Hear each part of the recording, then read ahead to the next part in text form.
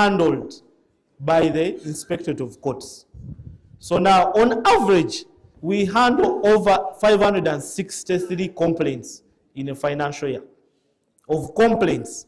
So before you run to these other institutions, our sister institutions, the Inspectorate, we have internal mechanisms of how we are handling these complaints.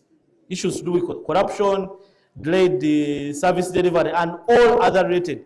Even the conduct of our judicial officers in those jurisdictions they are in your respective districts. The conduct, either they are drunkards, either they don't come to court, you go to court and sorry. So what has the judiciary done?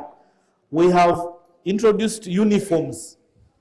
In fact, when you go to those courts, a clerk who sits in the court, or a driver, or an office attendant, or a process server, they must put on their uniforms and with the names attached to them, so that you can easily identify that this person works with the court.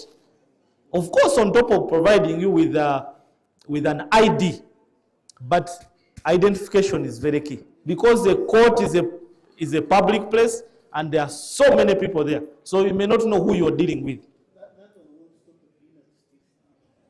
Yes, but this is a measure. First and foremost, you must first identify the person you're dealing with.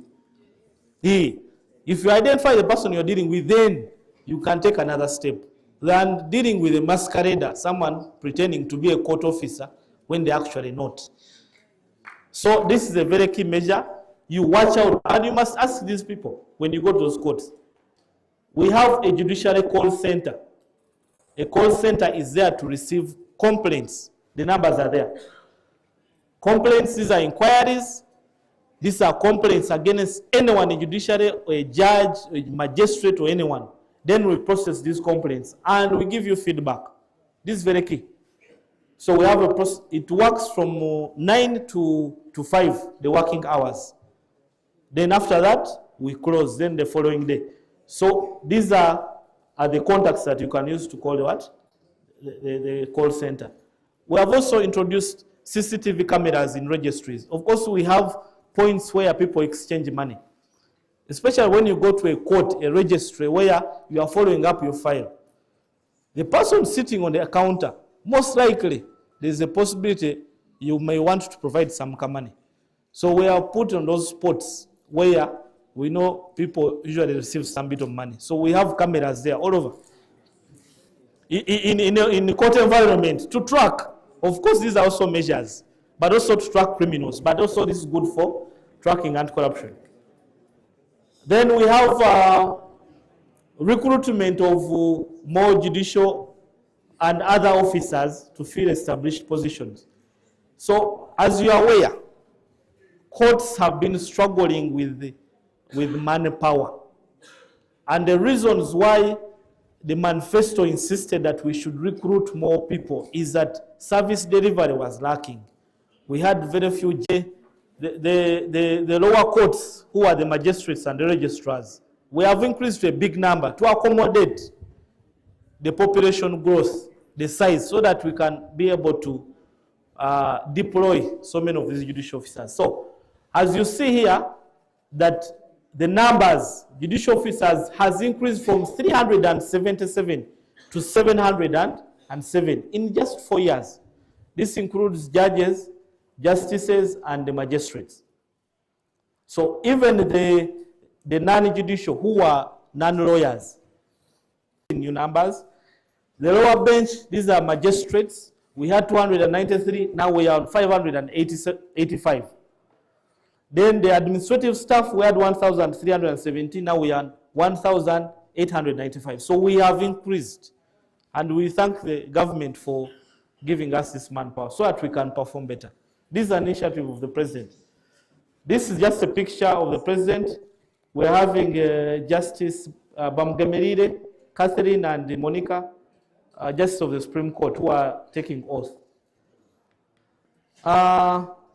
Then we have improved physical access to judiciary services, because among the commitments they are saying uphold the Administration of Judiciary Act, which serves provide efficient, effective administration of the judiciary by strengthening the independence of the judiciary to provide retirement benefits and the rest. So, physical access, we are looking at the coverage of the judiciary.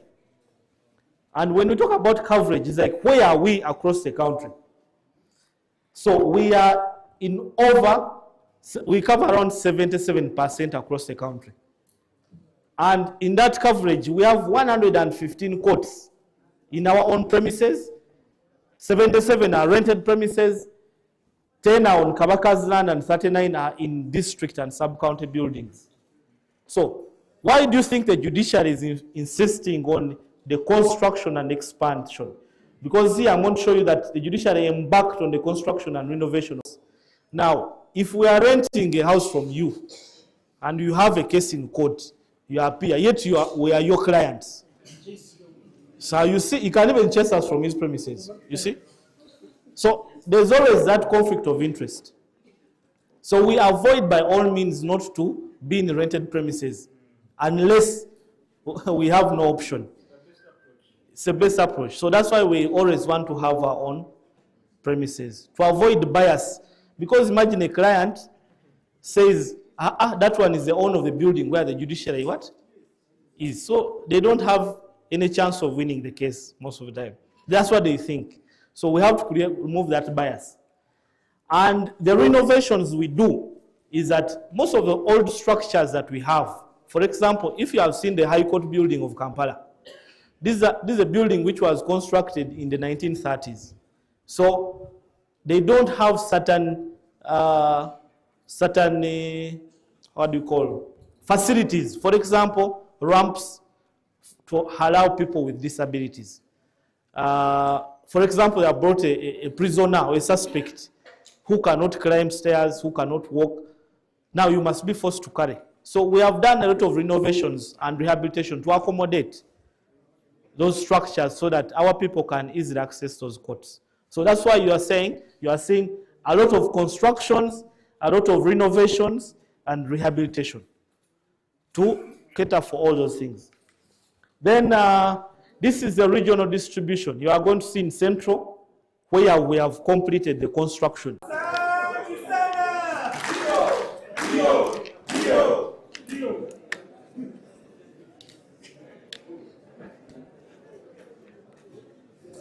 So again, if you see the northern region, we are going to build a regional court of appeal in Uguru.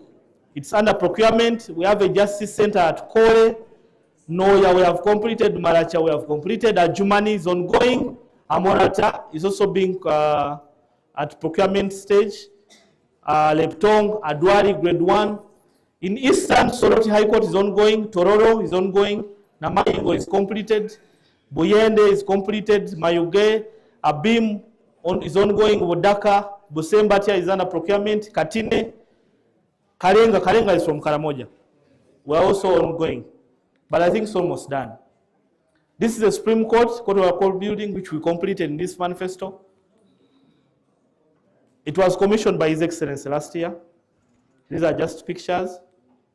This is a High Court building of Rukunjiri High Court. And we have standardized the courts. If a High Court must look like any other High Court across the country, if you go to Karamoja or Busheji, wherever, you're going to find the same building. So we have standardized. Even a Chief Magistrate. You see this one? This is Soroti High Court. If you look at it, it looks like the one of Rukunjiri. So we are standardizing the constructions. This is the Karenga, grade 1, those from Moroto. This is the Ajumani Mini General Center. A General Center is a place where you're going to find a court, you're going to find the DPP, and you're going to find the police. So it's always a justice center. Then we are looking at operationalizing High Court circuits and magistrates. When the term was beginning in 2021, the judiciary had 14 high courts. 14 high courts. Masaka, Mbarara, Fort Portal, Masindi, Arua, Guru, Soroti, Mbare, Jinja, Mukono. 81 chief magistrates and 139 grade 1s. But now, in the 4 years, we have 24 high courts, 24. So we have opened in Bushenyi, in Chiboga, Kitugum, Kasese, Moroto, Rukunjiri, Tororo, Iganga, Hoima. All these are new. Why are we doing this? Is to improve the services. We have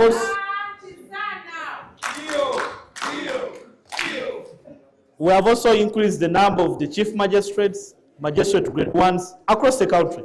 And there are places which are so busy, like Buganda Road, Mengo. We have a chief magistrate in town. And we also have chief magistrates in the Mukoto, Gware sub-counties in Iganga, and Buvuma Island. So if you go to Buvuma Island, you're going to find a court there. You don't have to come to Kampala. Yes. So you can see that is the what? The distribution in terms of regions. In Central, in this month, we are going to open in Wakiso, Rugazi, and Entebbe. Those are the new high courts which are coming. So you can see the rest of northern Uganda where a high court is, western and eastern. All those are high courts. And every district is a chief magistrate. Every district is a chief magistrate.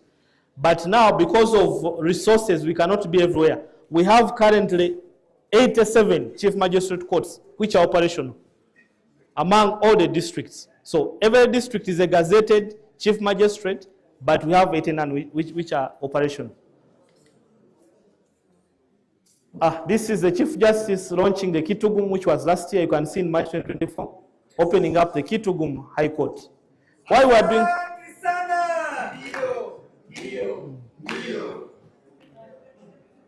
Then, of course, we go to the COA. The COA is the case management at court level. Case management. Why is the judiciary very important? You must appreciate one thing, that in order to have stability, in order to have a good business environment, on top of security, you must have a better working court system. If I give an example of a theft of a bicycle in a village, you see, this bicycle is used to carry maybe say matoke to the market. But now this bicycle has been stolen. They have reported a case. If this case is not resolved, you see, that itself is affecting so many other things. It's affecting the means of transport for production.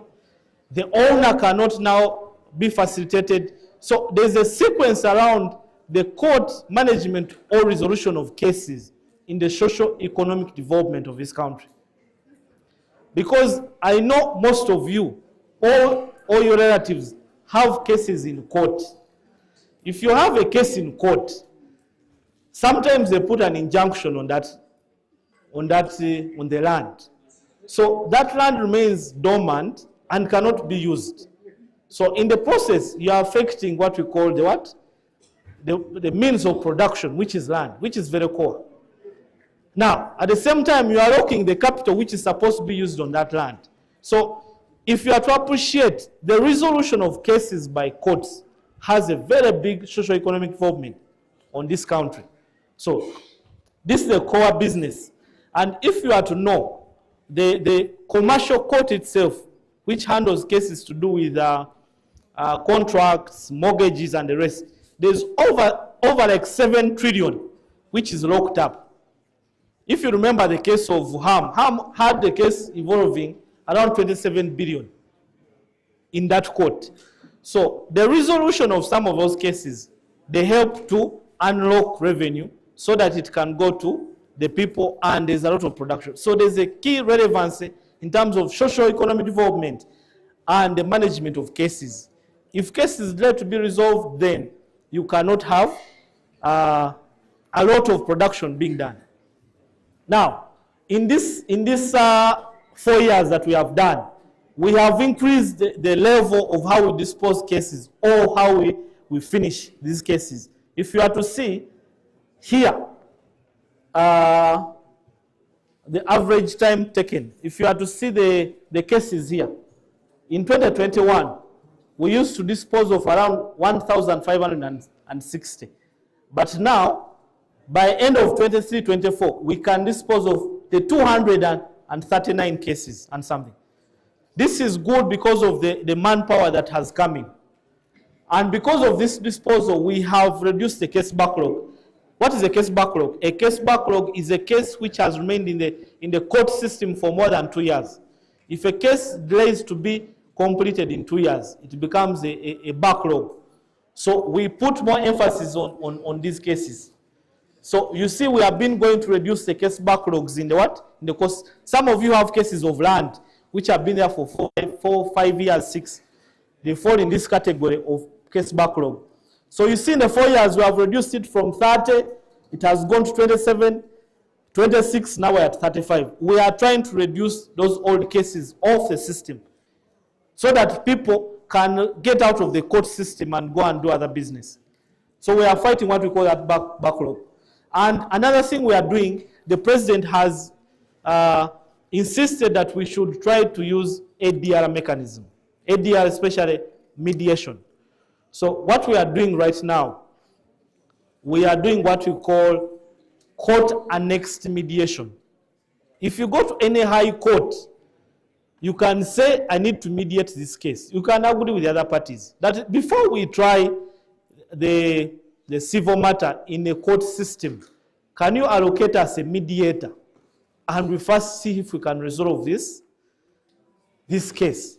And right now we have been training so many leaders, religious leaders, the retired judges, to be court-annexed mediators, so that we don't have to remain in the mainstream adversarial system where you have to hire a lawyer and the other one hires another lawyer and you go to court, because that system delays a lot. So what we are emphasizing is on ADR. ADR do mediation, a lot of mediation. Then in criminal matters, we are emphasizing on what we call pre-bargain. Pre-bargain is if you think you committed the offense, you go and plead guilty, and the judge is going to reduce what? Your sentence. But if you want to let now the state take you on to bring evidence, now instead of serving 25 years, you can serve the 10 or 6 years. So pre-bargain is part of what we call alternative dispute resolution. You've heard of pre-bargain? Pre-bargain is very good. Then we also what we call a small claims procedure. Small claims procedure is those matters which are 10 million and below of commercial nature. When you go to court and say, I want to do a small claims procedure, it is informal, it is between you and the other party, and you are given forms and you agree so that you can resolve that issue without having that the involvement of lawyers. So we are trying those measures to make sure we do what? We quicken the resolution of some of these disputes. So the case management, this is the core business of court. Salary enhancement for judicial officers. Of course, now you're going to ask why the judicial officers. But when you talk about the independence of the judiciary, for you not to compromise a judge or a magistrate, the standards, the international standards say you must pay this person well. Because if you pay him peanuts, he's going to be prone to your influence, you as leaders who have the money. You're going to say, no, let me provide some facilitation so that this case can be handled quickly. So, as the government has insisted that these people must be paid well. And for the judges and above, they're already earning the 100%. Don't ask me how much money is it, 100%. You know. Okay. Then the lower bench is that this is the percentage according to the target. They have a target. The target again is how much they're earning. So you see, a magistrate grade 1 is on 92%, chief magistrate is on 70%, assistant registrar on 70% against the pay target. But the point is to make sure we reach 100% of what government has promised to pay the judicial officers. Now, also enhanced budgetary provision. The judiciary is an arm of government, you are aware. The judiciary is everywhere. They must be everywhere in this country, and people must access these courts. So one of the challenges that have been there is the resource constraint. And what government has done to make sure to double the budget of the judiciary. If you have seen what I've been saying, the number of judicial officers that keep coming in, they require what we call the salaries, they require the tools of trade, they require cars, they require all those things. So they will require enough money. You must triple the budget so that we can. As you can see, before 2021, we had a budget of 199 billion.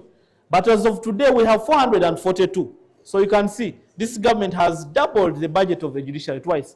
I think that one requires for a Asante Sana.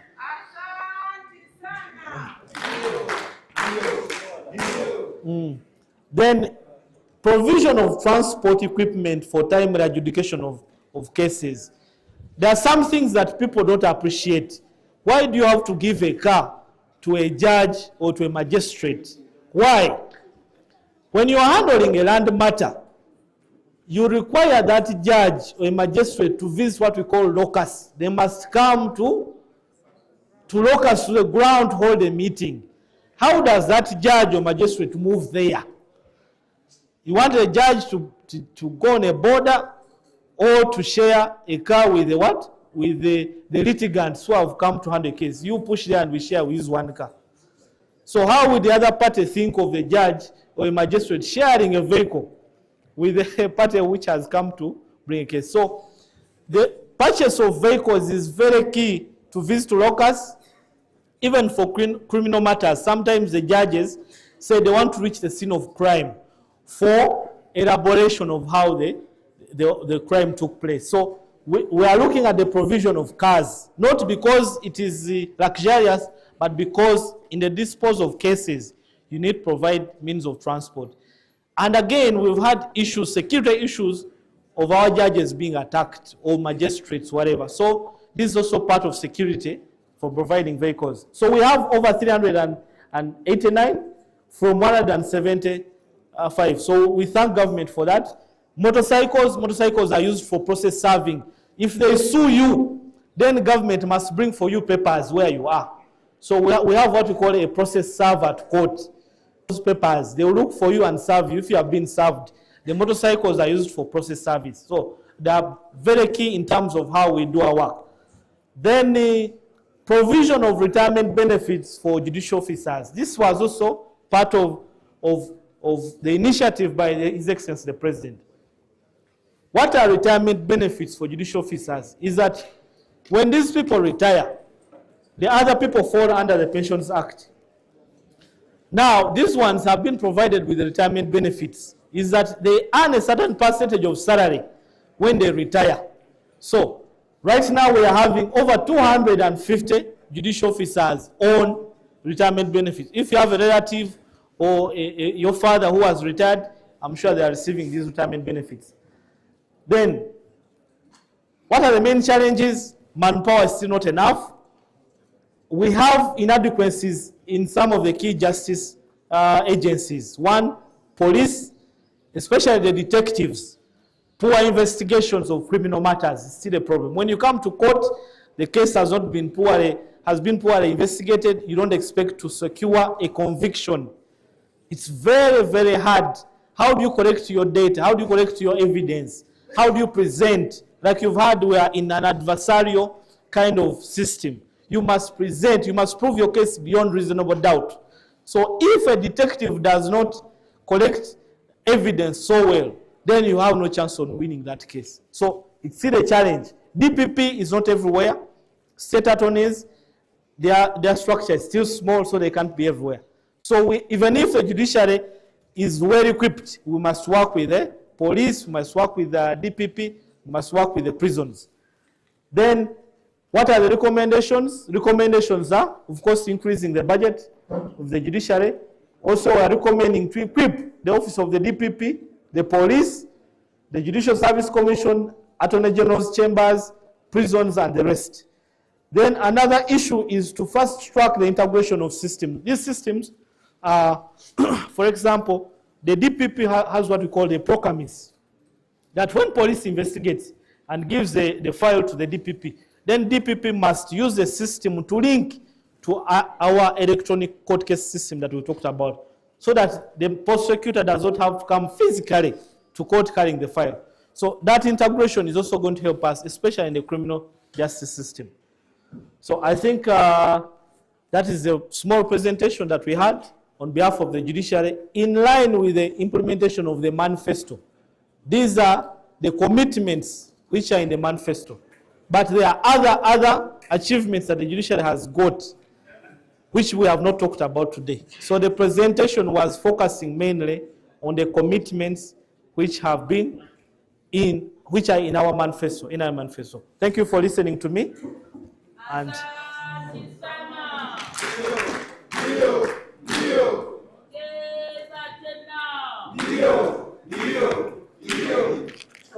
you so much. I think you have not understood it very well. A judicial officer saying this is what was committed in the manifesto of NRM. Did you pick it? Yes. What is it true?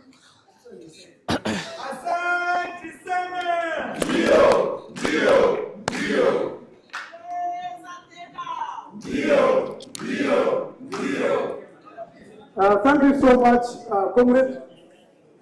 Although your presentation, you think it is short, but it has generated a lot of heat. All these